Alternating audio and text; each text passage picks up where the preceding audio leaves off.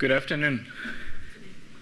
One reason not to trust technology, what happened is that I thought I saved my presentation for today on the flash stick, but it didn't save. So what I'm going to be doing today is an improvised performance. But the advantage of doing something over and over and over again is like, it's always on the fingertips. Today I'm going to be talking more about metals and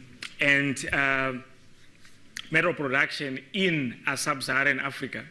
So Africa south of the Egyptian pyramids, covering West Africa, Central Africa, East Africa, as well as Southern Africa. But before I do that, I have a story that you might be interested in. And the story, legend has it that it happened in the year 1916 in Germany. That is the time when Max Planck got a Nobel Prize for physics. So legend has it that upon getting such a very prestigious honor, Professor Planck had a tour of different institutions, including universities in Germany. So talking about the subject of his Nobel Prize. So after about 12 or so lectures, he was visibly tired. And the venue of that talk was Munich. So his personal driver said, "But Professor Planck, you look so tired, and I don't think that you are in a position to be giving this lecture. Above all, I've listened to you so many times. So don't you think that it's a good idea if I just dress up as you? And then just present. After all, I know your gestures." So Max agreed. And then the chauffeur gave a very, very wonderful lecture, except that there was one problem. One of the members of the audience asked a very interesting and very, very difficult question. So the driver wouldn't know how to answer it and said, you know what? One of the easiest questions I have ever had, I will ask my driver in the audience to answer it. And that directed the question to the professor himself. Anyway, back to West Africa. So the metallurgy of West Africa, or sub-Saharan Africa, is very interesting in the sense that it directly contrasts with the picture that we saw in Egypt and North Africa. So in sub-Saharan Africa, metallurgy began with the working of iron and copper, but there is one challenge. In the region of Mauritania, which is next to Morocco, because Morocco also had influence from North Africa, there is some copper and some bronze. But so far, archaeologists have not found the evidence to link the two. So the generally accepted fact is that as long as you are in Africa south of the Sahara, then the picture that you have is that the technology starts with iron and then copper. So when does bronze appear, particularly in West Africa? Bronze and gold, their appearance is associated with the development of the links between West Africa and North Africa via the Sahara trade route.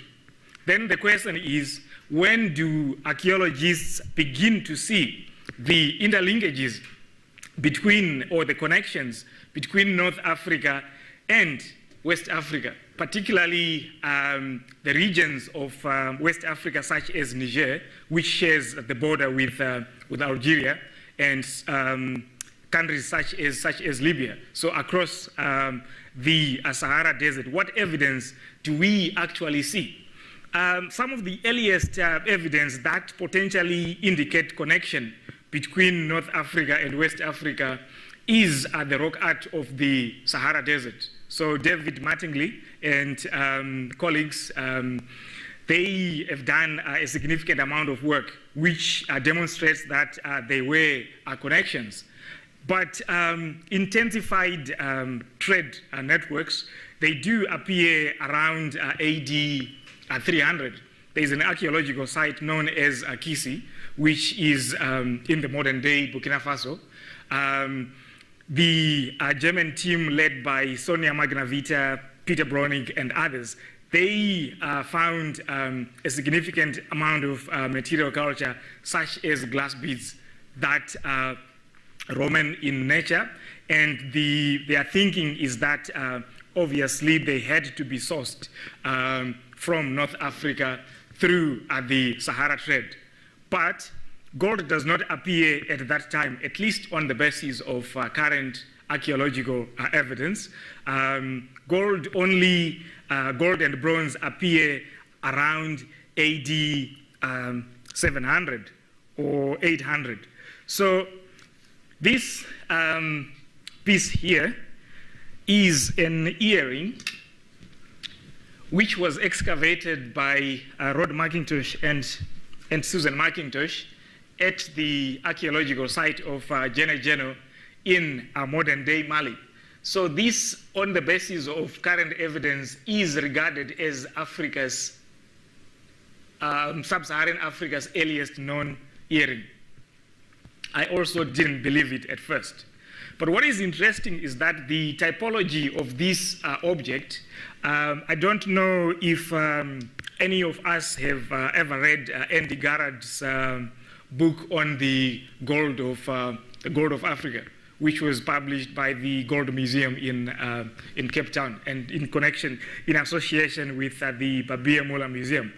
These earrings are closely related to the ones that are produced in modern-day Morocco, as well as the ones that are still being produced in modern-day Senegal. So the understanding is that the working of gold as well as bronze took place as a result of the stimulus from the trans-Saharan trade. So one of the most interesting but unanswered questions comes from lead isotope analysis that were done on some of the copper objects from Kisi in Burkina Faso. So the German team that did that work, they concluded that some of the objects from Burkina Faso dating to around AD 300, the geochemistry matched that of some of the sources on the Sahara. So the question then is, if trade started around AD 300, why then is it that we don't see evidence of gold and bronze in the intervening period? It could be that the evidence is there, but has not yet been found. But then that takes us into the domain of speculation. So after the gold working was established, we know that there was a very thriving industry bordered on gold production, and that around AD 800, 900, resulted in the rise of what is known as the Empire of Ghana. No relationship to the modern-day state of Ghana. The Empire of Ghana was situated in the modern-day Mauritania. So with its capital based at a place known as Kumbisale, again in the modern-day Mauritania, the Empire of Ghana controlled most of the gold production that took place on the headwaters of the Senegal River. And that gold was produced using some of the techniques that we mentioned, alluvial gold mining, as well as some open mining and underground mining. What is also interesting about West African gold production is that much later, around the 14th, 15th century, let's not forget that if we move to the Atlantic coast, there is Ghana, where there is this place known as the Gold Coast. So Gold Coast for a reason, because that was well known for its gold. And the Akan gold production, Akan people produced these interesting crocodiles, which were used as handles for swords, particularly the ones which the elite in society, the kings and the rulers. So the sword would connect from this side, and then this would then be a symbol of status. There is actually quite a lot of Akan gold objects which were produced using that technique of lost cast wax, lost wax casting. I beg your pardon. This object was also produced using the same technique. Archaeologists speculate what was the function of this. Is just known as a gold medallion from an archaeological site of Rao, R-A-O, in Senegal. And the archaeological context dates to around 1500 AD. And as you can see, it was, I mean, it's an amazing piece of work, which, again, archaeologists believe was produced using the lost wax technique. This is the story as far as gold is concerned, particularly its association with long-distance trade.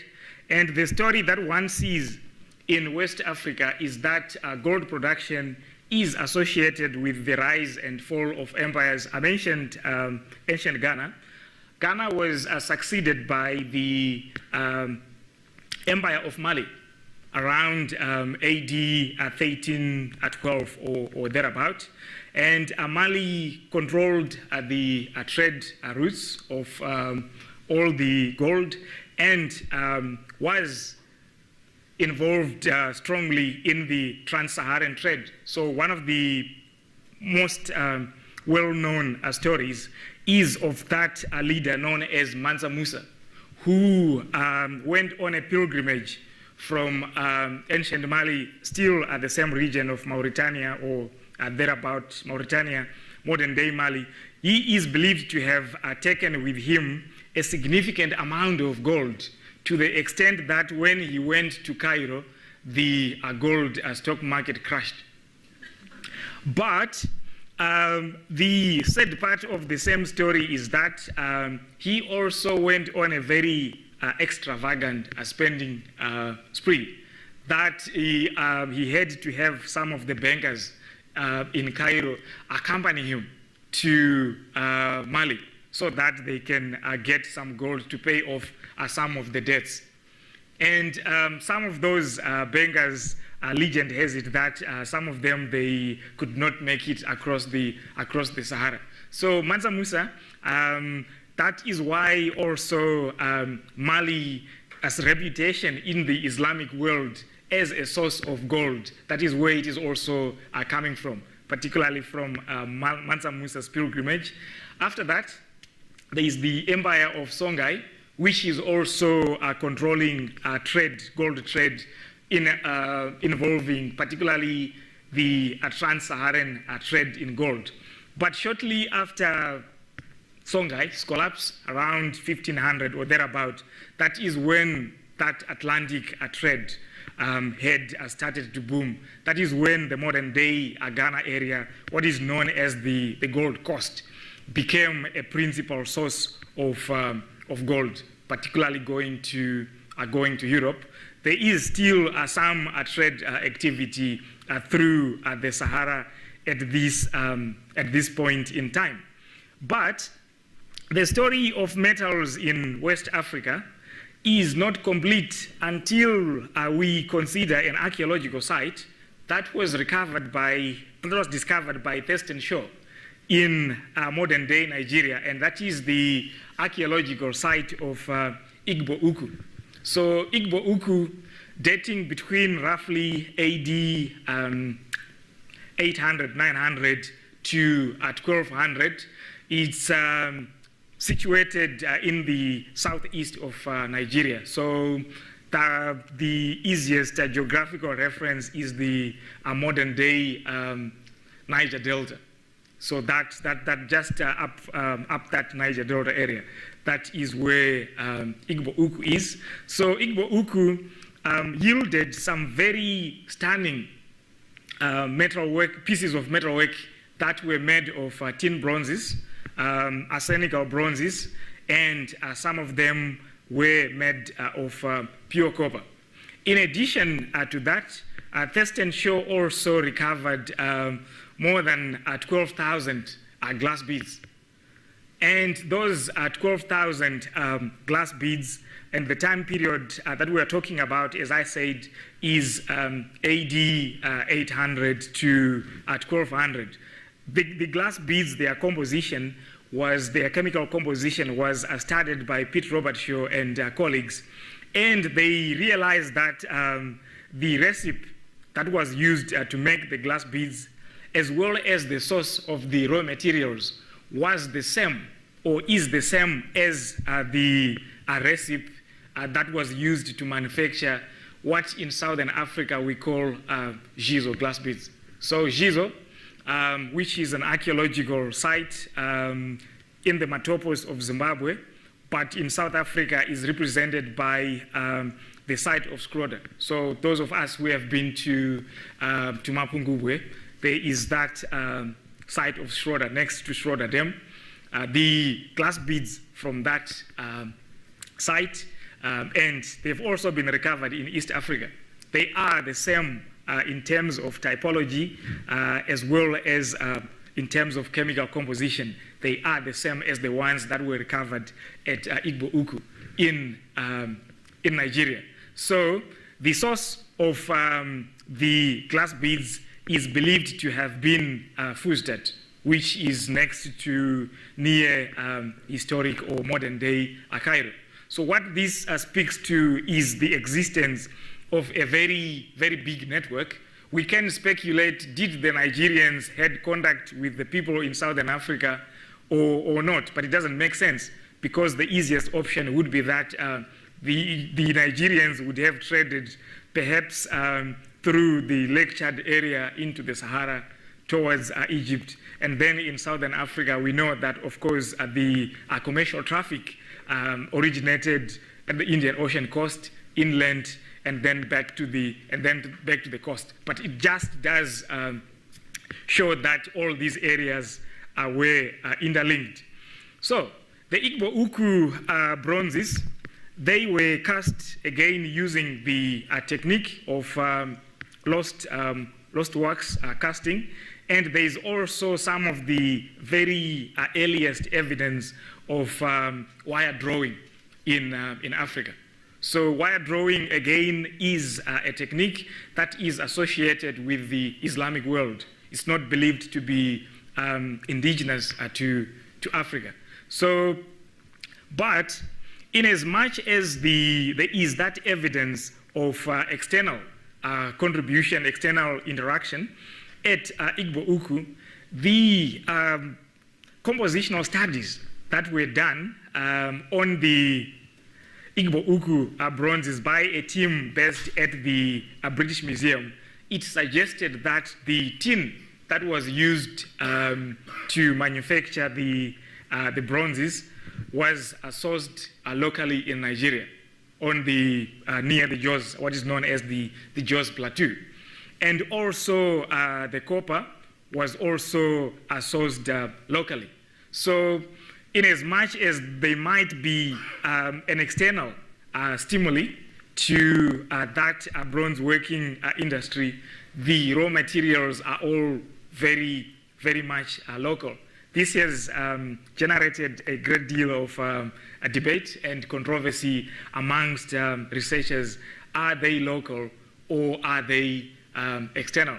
So based on the latest lead isotope data, which indicates that the tin is local as well as the copper is local. So some archaeologists tend to think that that was a local development.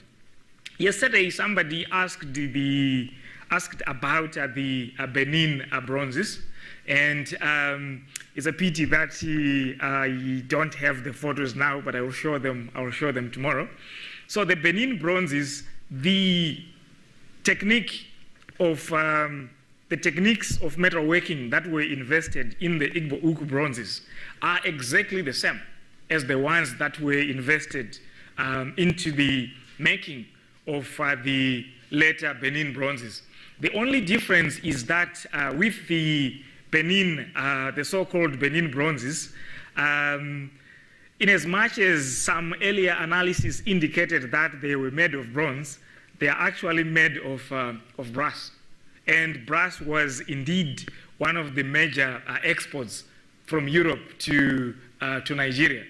There is that classic paper which was written by the anthropologist Bohannan in 1955, which discusses the importance of the brass trade in what he calls the sphere of trade amongst the Tiv of northeastern Nigeria. So the Benin bronzes, the Paul Craddock, as well as his colleague by the name of Chikwendu, they studied the chemical composition of most of those Benin bronzes, particularly the ones that are at the British Museum, and concluded that they were brasses. Some of them, they were used as reliefs to decorate the palaces.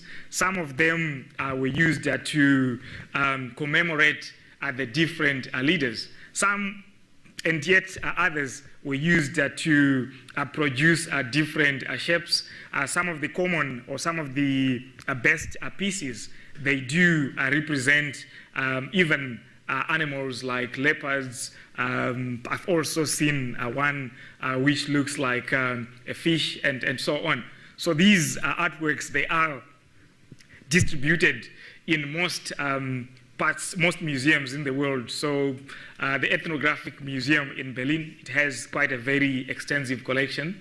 The Smithsonian and in the other places.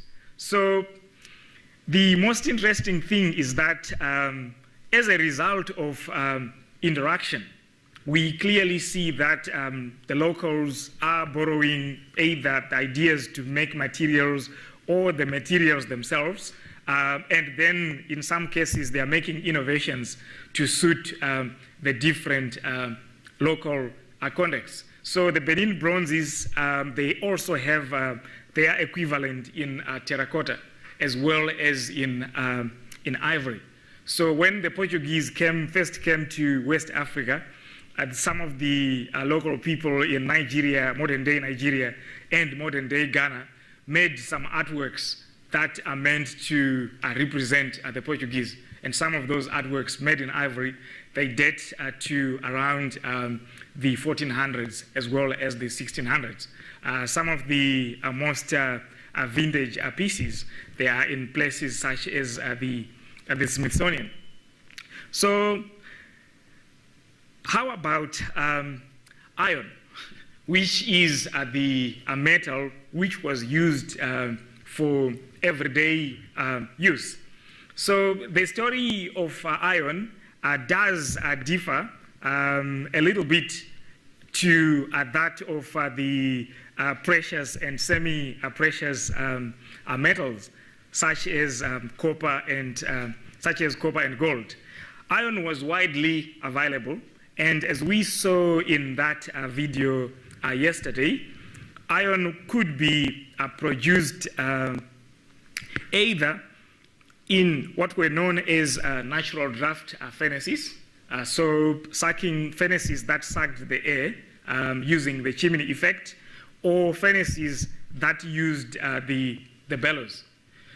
On the basis of current archaeological evidence, we do not know what furnace type was the earliest.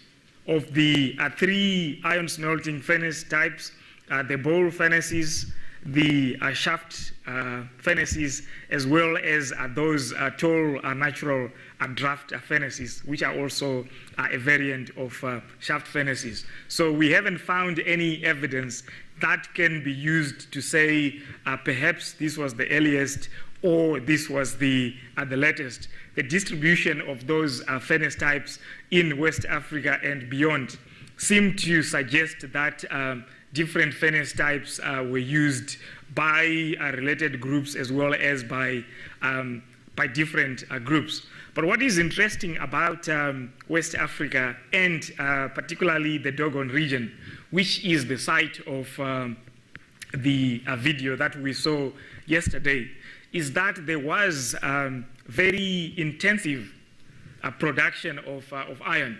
In the Bassa region of Togo, Phil Baroche and colleagues at the University of California, San Bernardino, they have done some quantitative estimates of the actual production that could have taken place in that region. And in one estimate, they believe that they found huge slag mounds that can approximate more than 160,000 tons of waste. So if we can try to unpack that figure a little bit, what does it translate into the actual production? So I may have mentioned one of the days that the technology of producing iron traditionally was known as the bloomery production, which involved the solid state reduction of iron ore using carbon monoxide. So it was also a self-fluxing process, so no limestone was used. But what then happened was that the fuel ash, which is rich in lime, which is rich in calcium, it also performed a fluxing role together with the impurities in the ore, as well as the melting furnace wall. So that was the flux. It was a self-fluxing process. So after some hours of combustion, reduction was initiated, resulting in the process of a solid mass of iron and waste product known as slag.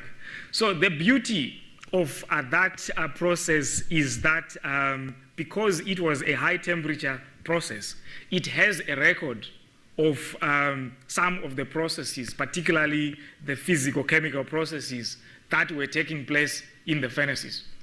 So the beauty of that is that if one is to use techniques from material science, techniques from geology, they can reconstruct the technology. They can also estimate the temperatures that were reached in the furnaces. So you can get, so if you analyze the slag using X-ray fluorescence, for example, and then you could plot the resulting data on ternary diagrams with their obvious limitations, but then you can also approximate that perhaps the temperatures in this furnace reached that much or reached that much. But the point that I want to make is not so much at a technical level. It relates to how efficient was that process. So in most cases, and based on the analysis that were done, it appears as if between 50 to 60% weight of the iron oxide was retained in the slag, which also meant that the balance was converted to metal. So the metal recovery was, if we may use a rough calculation, was almost 1-to-1. One part would go to one half would go to the slag, and the other half could be converted to metal. So if we then go back to Phil Baroche as example, at Basa, we can clearly say of the 160,000 tons that he is talking about, then there is also a corresponding 160,000 tons of iron that were produced. Where did the iron go? That could be the next question. So what it would mean is that, according to them, there was a very vibrant trade involving iron across much of West Africa. So the German team that moving a little bit from Togo to Cameroon, but with the intention of emphasizing the same point, the German team that worked in the Cameroon grass fields also documented such a large-scale production. But they said that the iron which was produced in that area was used to fuel the slave trade. So the iron was used to make shackles, to make other objects, chains, that were used by the slave traders, particularly in the area of modern Nigeria, where the historical state of Borno was situated. So one of the things that we also have to realize is that the slave trade, there was the transatlantic, there was the trans-Saharan one, but there was also one that was internal to Africa. So the internal African slave trade, that is the one which which is believed to have consumed all that iron which was produced in different types of production centers. So our knowledge is also conditioned by the amount of research. So there are gaps. We have the Dogon region of Mali. We also have the Senegal River area. We have Togo, and then we go to Cameroon. In between, we don't know what was happening. But the speculation is that some of perhaps there was also trade, and given the widespread availability of iron, perhaps there was also some localized production.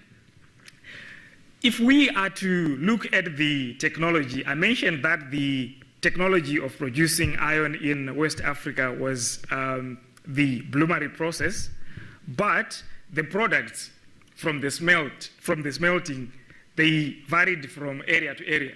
So in some cases, depending on the fuel to air ratio that was maintained during smelting, they could produce blooms that had elevated amounts of carbon, which would make them steel. But some of that carbon was also lost during the subsequent process of consolidation and cleaning out of the bloom. So because the process of smithing was oxidizing, so some of the carbon could be left. But in the Cameroon area, what is a region that is known as the Mandara Mountains, the smelters, they used what are known as the downdraft furnaces, which used a single tuye. And the furnace was built on an elevated place, and with a tuye that could be as long as 1.2 meters.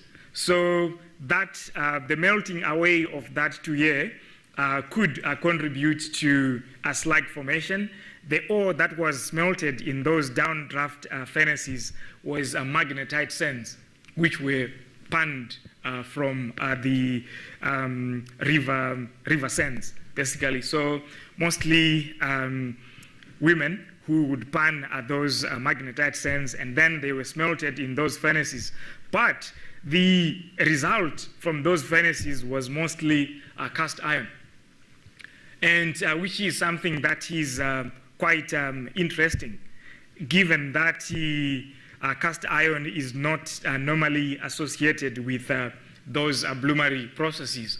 That cast iron was decarburized, or it was worked to reduce excess carbon in smaller crucibles, and then was used to manufacture a wide variety of items, one of which is the throwing knife.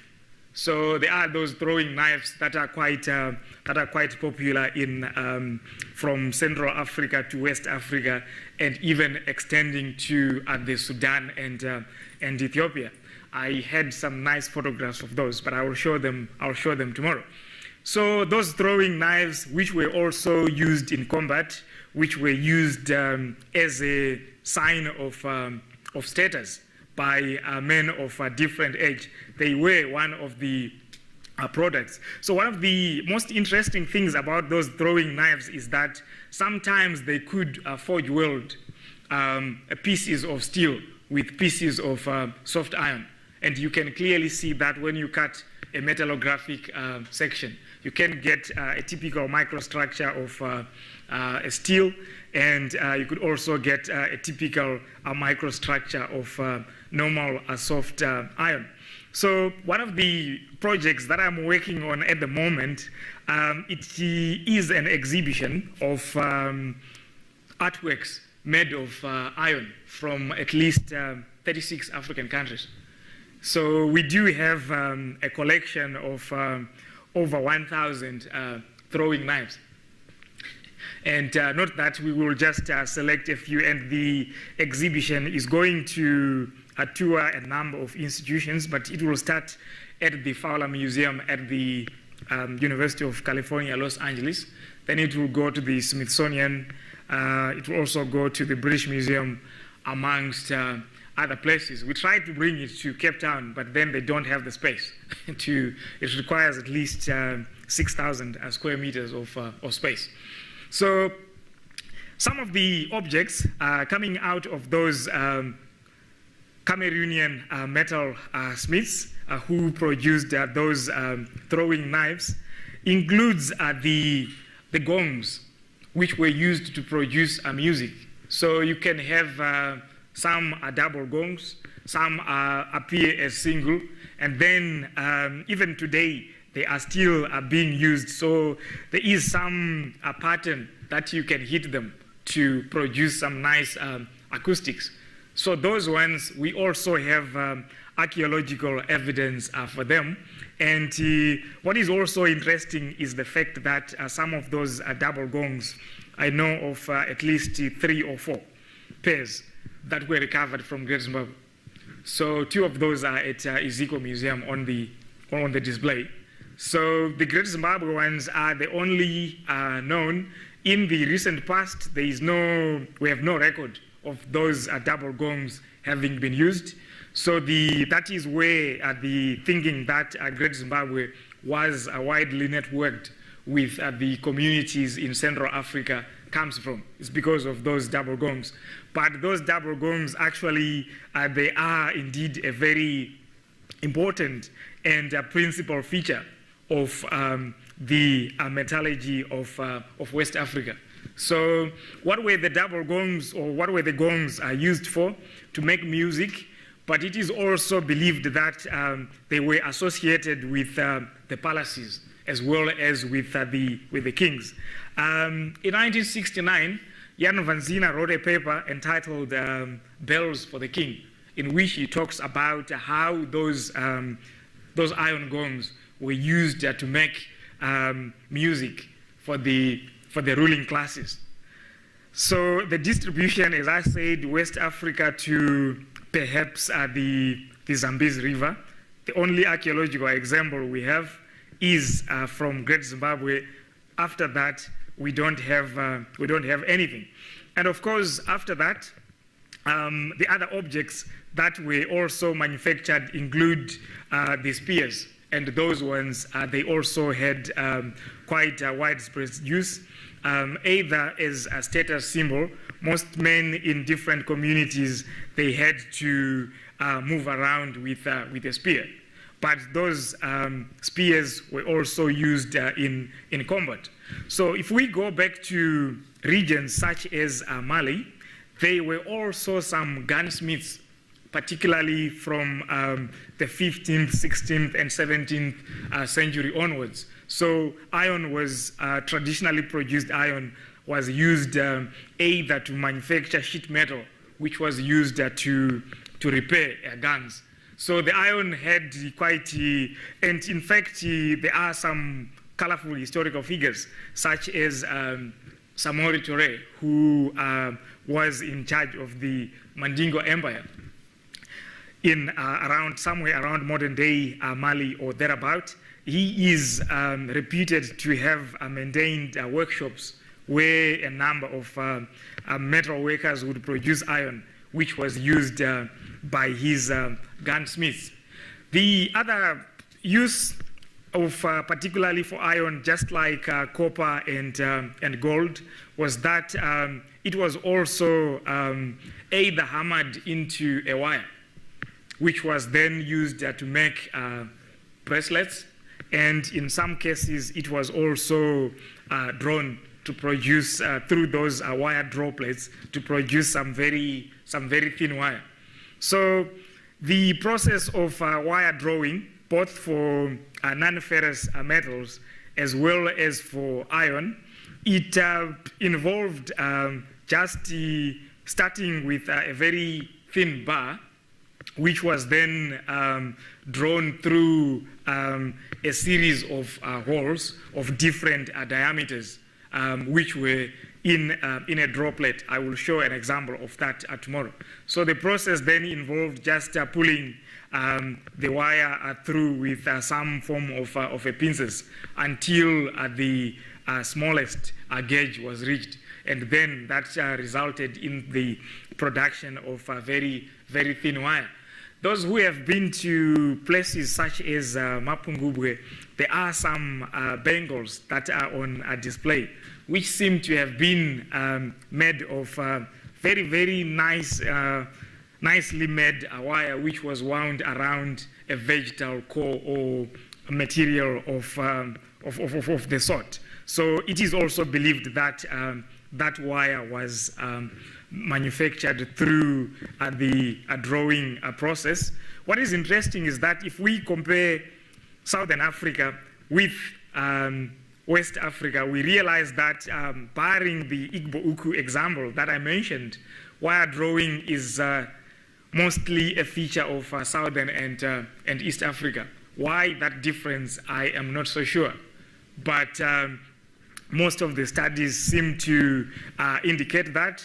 Some of the possible explanations that have been advanced include the impact of the Swahili traders and the Arabs, but then a counter argument could be that, but also West Africa also had those contacts and connections. So why is it that technology did not filter through to West Africa?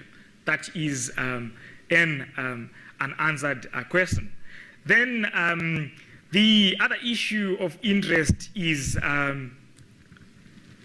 did Africans of the pre-colonial period, did they intentionally produce steel or not? That is a question that is very difficult to answer. So metallographic analysis of objects from a wide variety of areas appear to be inconclusive. But there is one case along the coast, the Indian Ocean coast of East Africa, particularly at places such as Kilwa, where it appears as if the inhabitants of the place were working crucible steel. So crucible steel, which some archaeologists believe that perhaps it was imported from India, because there are those swords that are known as the Damascus swords. Those are quite prominent in the Old World. By Old World, I mean most of Africa, the Middle East, Europe, India, all with the rest of the world, with the exclusion of Australia and the Americas. So those Damascus swords had a huge popularity, and prestige. So the studies by David Kilik and Chap Kusimba on some of the iron objects from Swahili sites seem to indicate that the Swahili were working at that crucible steel, and then in some cases they also used those Damascus swords. But the big question is that did they locally produce crucible steel, or they only worked imported material? So on the basis of current evidence, there is no conclusion to that matter. It is now quite, maybe ridiculous is the wrong word, but what has happened is that two colleagues started working together, but then when it came to interpreting the data, the other one said, no, the Swahili were producing crucible steel locally. The other one said, no, they were working imported metal. And then they fell out big time. So what then happened is that there is a paper which says, there's an academic paper which says that the Swahili were producing crucible steel. And then there's also another one which says that the Swahili were not producing crucible steel. Whether it's egos or what, I don't know. Then, of course, the significance of iron metallurgy, the significance of copper metallurgy, as well as gold, cannot be understood if we do not try to understand the position of those metals in society. So, one of the things that we don't have an explanation of is that in Southern Africa, it appears as if copper was more important when compared to gold, such that there are some Portuguese reports that of the area around modern-day northern Zimbabwe, where they are saying that the local people appear to be uninterested in the gold at all. They said that they want to trade all of it. But then they were interested in the copper. And they say that the copper is the red gold of Africa. That is the title of Eugenia Herbert's book. But if you go to West Africa, particularly amongst the Akan people of Ghana and related communities, you also realize that gold is very important. It's a symbol of status. So amongst the Asante of Ghana, one of the important objects in their kingship is an artifact that is known as a golden stool. So the Asante golden stool is quite significant. So there are those contrasts, and perhaps good afternoon. One reason not to trust technology, what happened is that I thought I saved my presentation for today on the flash stick, but it didn't save.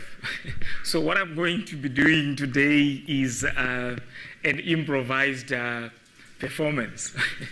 But the advantage of doing something over and over and over again is like, it's always on the fingertips.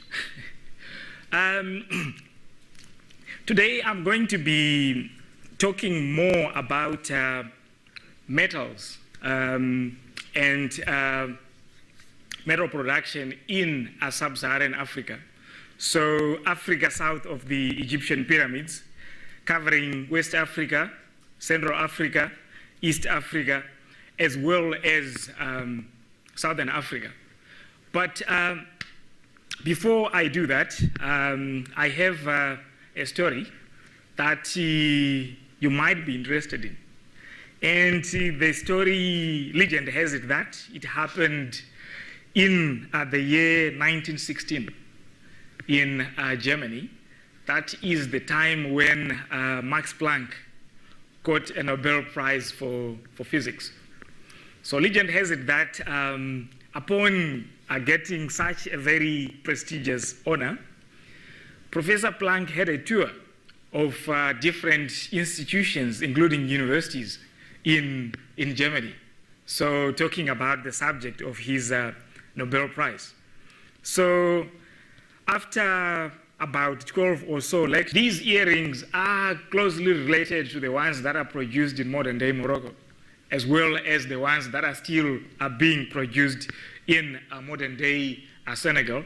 So the understanding is that the working of gold as well as bronze took place as a result of the stimulus from the trans-Saharan trade. So one of the most interesting but unanswered questions comes from lead isotope analysis that were done on some of the copper objects from Kisi in Burkina Faso.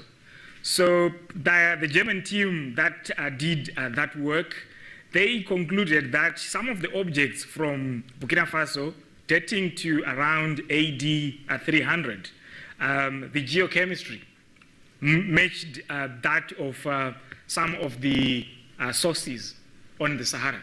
So the question then is, if trade started around AD 300, why then is it that we don't see evidence of gold and bronze in the intervening period?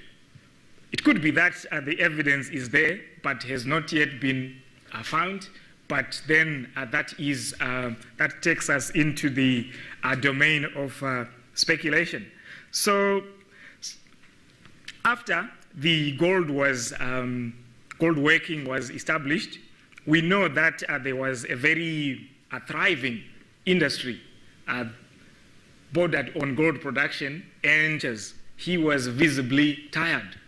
And the venue of that talk was Munich. So his personal driver said, "But Professor Planck, you look so tired, and I don't think that you are in a position to be giving this lecture. Above all, I've listened to you so many times.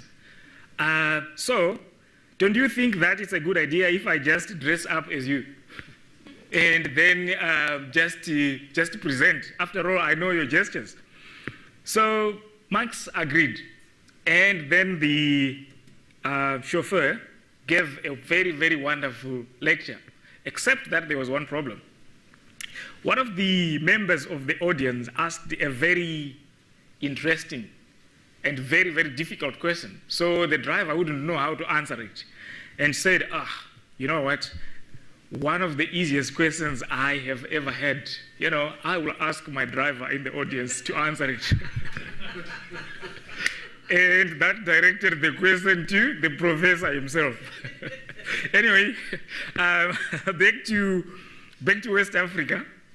So the metallurgy of West Africa, or sub-Saharan Africa, is very interesting in the sense that it directly contrasts with the picture that we saw in Egypt and North Africa.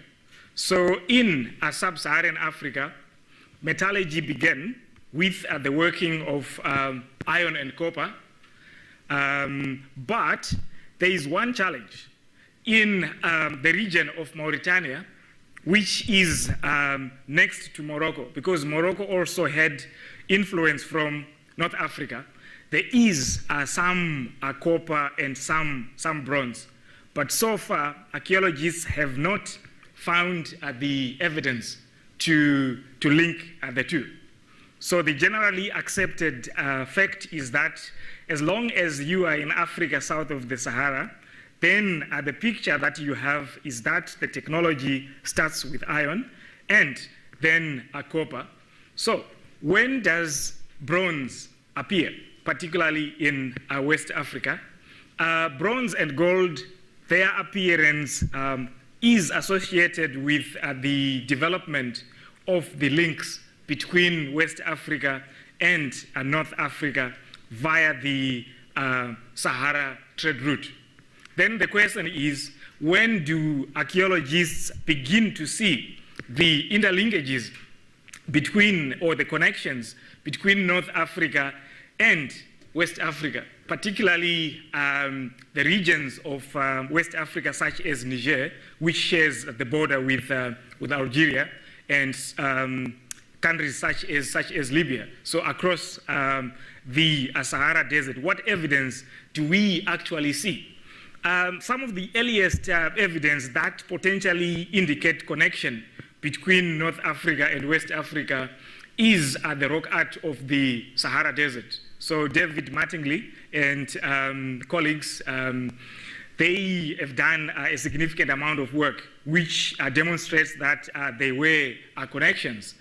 But intensified trade networks, they do appear around AD 300. There's an archaeological site known as Kisi, which is in the modern day Burkina Faso. The German team led by Sonia Magnavita, Peter Browning, and others, they found a significant amount of material culture, such as glass beads, that are Roman in nature. And their thinking is that obviously they had to be sourced from North Africa through the Sahara trade. But gold does not appear at that time, at least on the basis of current archaeological evidence. Gold and bronze appear around AD 700 or 800. So this piece here is an earring which was excavated by Rod McIntosh and Susan McIntosh at the archaeological site of Gene in modern-day Mali. So this, on the basis of current evidence, is regarded as Africa's, sub-Saharan Africa's earliest known earring. I also didn't believe it at first. But what is interesting is that the typology of this object, I don't know if any of us have ever read Andy Garrard's book on the gold of Africa, which was published by the Gold Museum in Cape Town and in association with the Babia Mula Museum.